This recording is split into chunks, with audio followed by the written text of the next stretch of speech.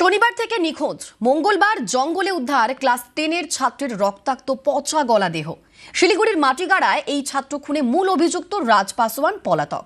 গ্রেফতার এক নাবালক।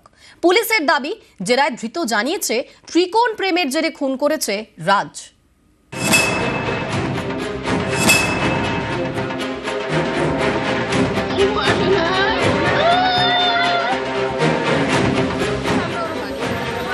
শিলিগুড়ির মাটিগাড়া, এখানকার শিমুলতলার বাসিন্দা ক্লাস 10-এর পড়ুয়া।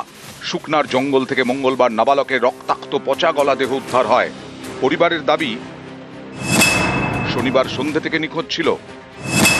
রাত 10টা থেকে ফোন অফ। দুশ্চিন্তায় সেদিনই মাটিগাড়া থানায় অভিযোগ জানান পরিজনেরা। তদন্তে নেমে পুলিশ এক নাবালককে গ্রেফতার করে। তাকে জেরা করে ছাত্রের দেহের হদিশ পায় পুলিশ। বন্ধু বান্ধবের বাড়ি গেছে, সকাল রাতে আসবে, তাকে যাদেরকে সন্দেহ করা হয়েছে তারাটার দিকে গিয়েছিলাম। স্বীকার করে শুনতে পারি এক মাস আগে তিনজন মিলে আমাদের ভাইয়ের সাথে ওই টোটোওয়ালার মারামারি হয়, বিবাদ হয়। পরে আমরা সকালবেলা গিয়ে দেখিও নাই। আমরা তো আগে জানতাম না, পরে শুনলাম একটা মেয়ে নিয়ে নাকি। পরে যখন দেখি 10টা পার হয়ে গেছে, বাড়ি আসে না, তখন আমরা খোঁজাখুঁজি করছি। পরিবারের নিশানায় স্থানীয় যুবক রাজ পাসওয়ান। তাঁর বিরুদ্ধে শনিবার থানায় অপহরণের অভিযোগ করে পরিবার। এরপর পুলিশ ওই নাবালককে গ্রেফতার করে। পুলিশের দাবি, জেরায় ধৃত জানিয়েছে ত্রিকোণ প্রেমের জেরে নাবালককে খুন করেছে রাজ পাসওয়ান। ধৃতের দাবি, এলাকারই এক কিশোরীর সঙ্গে সম্পর্ক ছিল নাবালক ছাত্রের। ওই কিশোরীর সঙ্গে নাকি সম্পর্ক ছিল রাজেরও।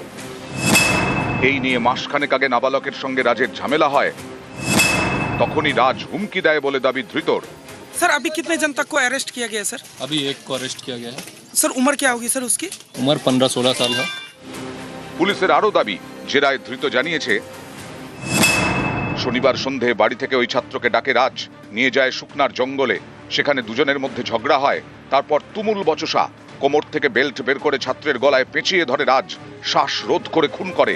এরপর জঙ্গলে দেহ ফেলে পালিয়ে যায়। উত্তরবঙ্গ মেডিকেলে ময়নাতদন্ত হয়েছে। মঙ্গলবার ছাত্রের বাড়িতে যায় পুলিশ। পরিবারের দাবি, ছাত্রকে খুনে রাজের সঙ্গে আরো কেউ জড়িত।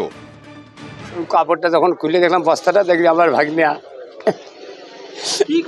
শনিবার রাত্রি হয়েছে, ফরেস্টের ভিতরে রেখে দিয়েছে।